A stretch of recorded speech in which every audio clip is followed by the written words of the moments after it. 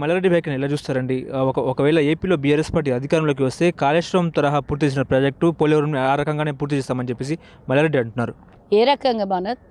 Kaleshwaram project ఏ రకంగా? కాళేశ్వరం అంటే మనకు కనబడేది 1,40,40,000 కోట్ల రూపాయల అవినీతి కనబడుతుంది దాని మీద. ఏమన్నా అక్కడ కూడా చేయడం, నేను అదే చెప్పిన కదా ఇందాక, ఈడ అయిపోయింది ఇంకో జాగల మెల్లగెల్లగా అడక తిన్న అదేమంటారు చూడు, పొద్దెరగని బిచ్చపోడికి అంట, అట్లా అన్నమాట. ఈరోజు ఇంటి వంట తిన్నటోడికి ఒక్కింటి రుచే తెలుస్తుంది, అడక తినటోడికి 40 ఇండ్లు అన్నట్టు. నువ్వు ఎక్కడ తిరిగినా కూడా నువ్వు ఈరోజు ఎర వేసి సంపాదించుకునే ఆలోచనలు చేస్తే మాత్రం అక్కడ ఆంధ్రప్రదేశ్ ప్రజలు నిన్ను అంత ఈజీగా మర్చిపోతారా? ఈరోజు విడదీసినందుకే కాంగ్రెస్ మీద అంత కోపంలో ఉన్నటువంటి ఆంధ్రప్రదేశ్ ప్రజలు ఈరోజు నువ్వు పోతే ఆంధ్రప్రదేశ్ ప్రజలకి తిట్టిన తిట్లు తిట్టకుండా తిట్టి, నేను అధికారంలోకి రావాలని కోరిక ఉండొచ్చు, మా తెలంగాణ రావాలనే కోరిక ఉండొచ్చు, కానీ అవతల వాళ్ళ ఉన్నటువంటి వాళ్ళ సంస్కారాన్ని సంస్కృతిని కూడా అంటే హేళన చేసి మాట్లాడి వాళ్ళని తిట్టి దూషించి వివిధ రకాలుగా మాట్లాడినటువంటి బీఆర్ఎస్, ఈరోజు ఉన్నటువంటి బీఆర్ఎస్ అంటే టీఆర్ఎస్ని ఎట్లన్నా బొందబెట్టేసిండు, బీఆర్ఎస్ అని పోతుండు. అంటే గంటకో మాట పూటకో మాట మాట్లాడే వీళ్ళిద్దరూ, ఈ మల్లారెడ్డి అయినా సరే, ఇంకా కేసీఆర్ అయినా సరే, కేటీఆర్ కుటుంబ సభ్యులైనా సరే రకరకాలుగా మాట్లాడతారు. ఆ పిచ్చి మాటలు మాట్లాడినంత మాత్రాన అక్కడ ప్రజలు ఈయనని అంత ఈజీగా యాక్సెప్ట్ చేస్తారా అనేది కూడా మనం ఆలోచించాల్సినటువంటి అవసరం ఉన్నది కదా. నువ్వు పోలవరం ప్రాజెక్టు ఈరోజు అంతకుముందు ఉన్నటువంటి టీడీపీలు కూడా అబద్ధాలు ఆడి బీజేపీతో పొత్తు పెట్టుకొని మేము ప్రత్యేక హోదా కల్పిస్తాము అని బీజేపీ చెప్పి, ఆ తర్వాత ఎన్నికలు అయిపోయిన తర్వాత పోలవరం ప్రాజెక్టు ఖతం అయిపోయి ఈ సగంలో ఆగిపోయింది. ఆ తర్వాత ప్రత్యేక హోదా ఎటుపోయిందో తెలియదు. ఈరోజు బీజేపీ పార్టీ అయితే ప్రత్యేక హోదాకి మొత్తం ఎగనామం పెట్టి బండి సుండు చేసేసింది. ఇప్పుడు ఉన్న జగన్ ప్రభుత్వం కూడా టీడీపీ మీద అదే చెప్పి ఎన్నికల్లో ప్రధానంగా ఎజెండా తీసుకొని పోయి పోలవరం ప్రాజెక్టు లేదా ప్రత్యేక హోదా అని తీసుకొని పోయి వాళ్ళు కూడా చేసింది ఏంది, గదే చేసారు. ఇక ఎవరు వచ్చినా కూడా గదే పాత పాట పాడితే ప్రజలు యాక్సెప్ట్ చేయడానికి అంత ఈజీగా ఉంటారా? కేవలం జగన్కి సపోర్ట్ చేసి రేపు పొద్దున జగన్తో కుమ్మక్కయ్యి, ఎందుకంటే 1000 కోట్లు ఫండింగ్ చేసిండు కాబట్టి అక్కడి నుంచి కూడా ఆంధ్రప్రదేశ్ నుంచి కూడా ఈయనకి ఇన్కమ్ రావాలి కదా. ఇక్కడ కాళేశ్వరం ప్రాజెక్టు మీద అదే కృష్ణారెడ్డి చేసిండు, అదే 6 నుంచి 18% కమిషన్ ఇచ్చిండు. రేపు పొద్దున మళ్ళా సగంలో ఆగిపోయినటువంటి పోలవరం ప్రాజెక్టు మీద మళ్ళీ ఆయనే ఉంటాడు కాంట్రాక్టర్. మళ్ళీ కేసీఆర్కి ఇంత ఏదైనా దొరుకుతుంది అలా అనే చెప్పే ప్లానింగ్ ఉంది. ఏదేమైనా కూడా అటు రేపు పొద్దున తెలుస్తుంది, ఇటు జగన్తో పొత్తులు ఉంటాయా, ఇటు బీజేపీతో అంతర్గతంగా పొత్తులుండి ఇటు జనసేనకు సపోర్ట్ చేస్తాడా లేకపోతే ఇంకెవరికన్నా సపోర్ట్ చేస్తాడా అనేది ఇంకా. ఎందుకంటే కేసీఆర్ అంటే ఏమంటారు, అది తాగి కూర్చొని ఆలోచనలు 12 గంటలు కూర్చొని ఆలోచనలు చేసి 70,000 పుస్తకాలు చదివిన అనేటి ఒక క్రిమినల్ మైండ్ ఉన్నటువంటి కేసీఆర్. కాబట్టి ఏదన్నా క్రిమినల్గా ఆలోచించి ఇంకే రకమైన పై ఎత్తులు వేస్తాడు. నేను ఎన్నోసార్లు చెప్పిన బీజేపీ టీఆర్ఎస్ వేరే కాదు, ఆ 2 పార్టీలే. ఎప్పుడైనా ఒకరోజు వీళ్ళు తెర ఓపెన్ చేసేసి డెఫినెట్గా ప్రజలకు ఆ సినిమా అయితే చూపిస్తారు. మీరేమో ఇక్కడ శిక్షణ కార్యక్రమాలు అంటున్నారు, అక్కడ బీజేపీ ఏమో మిషన్ 90 అని చెప్పి బీజేపీ అధికారంలోకి వస్తామని ధీమా వ్యక్తం చేస్తుంది. ఏం చెప్తారు? 90 మిషన్ అన్న ముందు ఫస్ట్ మీరు వాళ్ళకు ఒక క్వశ్చన్ అడగాలి. 90 మంది అభ్యర్థులు గెలిచే అభ్యర్థుల్ని చూపించమని చెప్పాలి వాళ్ళకు. మీటింగ్లు పెట్టుకోవడానికి ఏముంది, ఎన్నన్నా పెట్టుకోవచ్చు. మేము ప్రజల సమస్య మీద మాట్లాడుతున్నాం, మీరు అన్నదాని మీదే తెలుస్తుంది. వాళ్ళకి అధికార ఆకాంక్ష తప్పించి, అధికార దాహం తప్పించి ప్రజల సమస్యల గురించి ఎన్నడూ కూడా తెలియదు. మనం మొన్న మన కాంగ్రెస్ పార్టీ చేసినటువంటి ధర్నా చూసినాం. మేము ఎందుకోసం చేసినాం? బీజేపీ పార్టీ ఈ లైన్ తీసుకొని ఎక్కడన్నా కొట్లాడుతుందా? సర్పంచులు ఆత్మహత్యలు చేసుకుంటారు, వాళ్ళకేమన్నా అండగా నిలబడుతుందా? కానీ కాంగ్రెస్ పార్టీ ప్రతిపక్షంలో ఉంది. ఏ మాట మాట్లాడినా ప్రతిపక్ష హోదాలో ఉండి కాంగ్రెస్ పార్టీ ప్రజల సమస్యల్ని మాట్లాడుతుంది. గెలుసుడు ఓడుడు అనేది ప్రజలు నిర్ణయిస్తారు.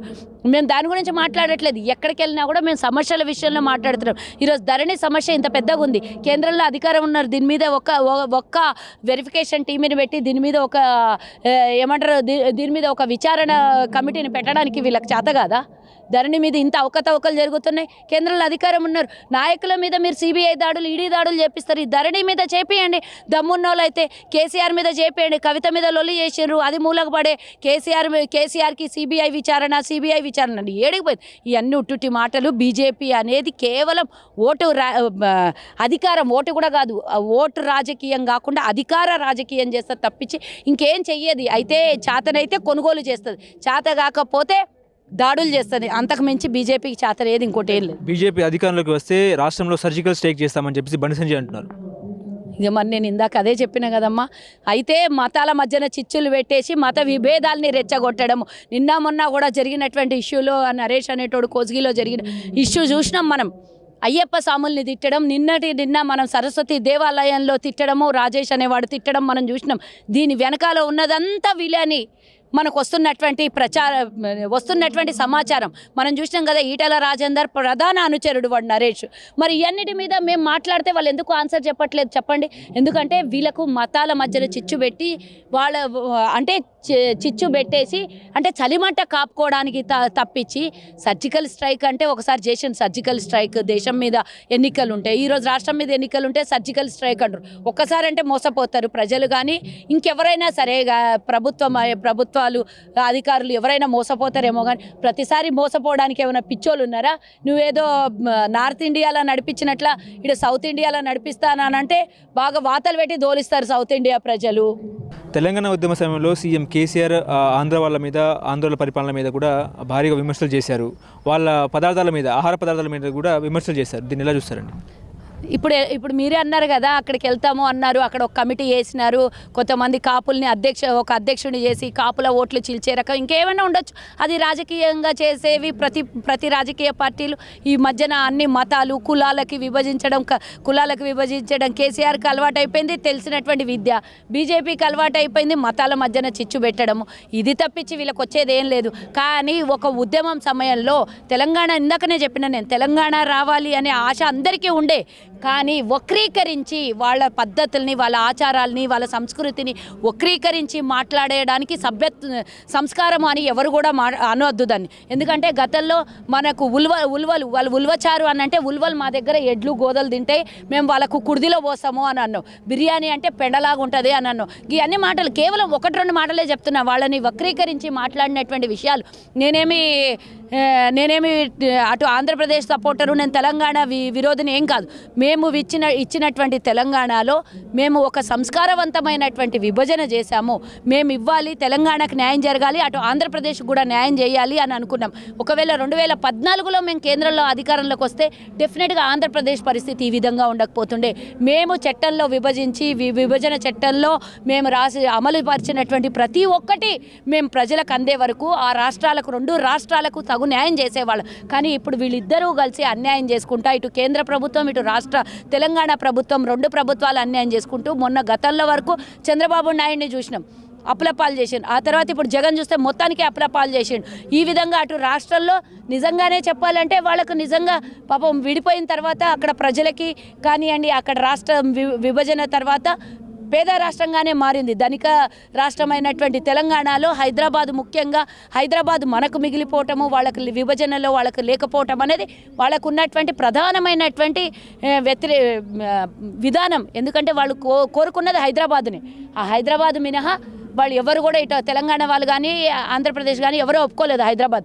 కాబట్టి వాళ్ళకున్న కష్టాలని కేంద్ర రాష్ట్ర ప్రభుత్వాలు తీర్చాలి, కానీ అది తీర్చే పద్ధతి తెలియదు, తీర్చాల్సినటువంటి ఆలోచన లేదు. ఎంతసేపు తీరిస్తే ప్రజలకు అన్ని అవకాశాలు ఇస్తే వాళ్ళు ఓటుకు బద్దకిస్తారు, ఎయ్యరు. కాబట్టి ఎంతసేపు ప్రజల్ని పీడించాలి, ప్రజలకు అవసరాల మీద కనికట్టు చేసి వాళ్ళ అవసరాలని క్యాచ్ చేసేసి బ్లాక్మెయిల్ చేసేసి వాళ్ళ అవసరాలని ప్రభుత్వము ఓటర్లాగా మార్చుకొని ఇబ్బంది పెడుతున్నది తప్పించి కేసీఆర్కి నేను చెప్తున్నా, ఇప్పుడు రేపు పొద్దున ఎలక్షన్ క్యాంపెయినింగ్కి పోతావు కేసీఆర్, బీఆర్ఎస్ పార్టీ పెట్టుకో, మాట్లాడే భాషలోనే ఆయనకు ఆన్సర్ చెప్పాలి. కాబట్టి నేనేం చెప్తున్నా అంటే ఈయన దేశవ్యాప్తంగా సంచారకుల్లాగా తిరుగుతాడు, ఓట్లు చీల్చే కార్యక్రమం ఉంటుంది. కేంద్రం నుంచి కొంత ఈయనకు కావాల్సినటువంటి పనులు వాళ్ళు చేసి పెడతారు, రాష్ట్రాలలో ఈయన వాళ్ళకి ఇవ్వాల్సినవి ఇస్తారు. ఇంతే తప్పించి వీళ్ళు పంచుకునే రాజకీయం తప్పించి ప్రజలకు చేసే మేలు ఏమీ లేదు.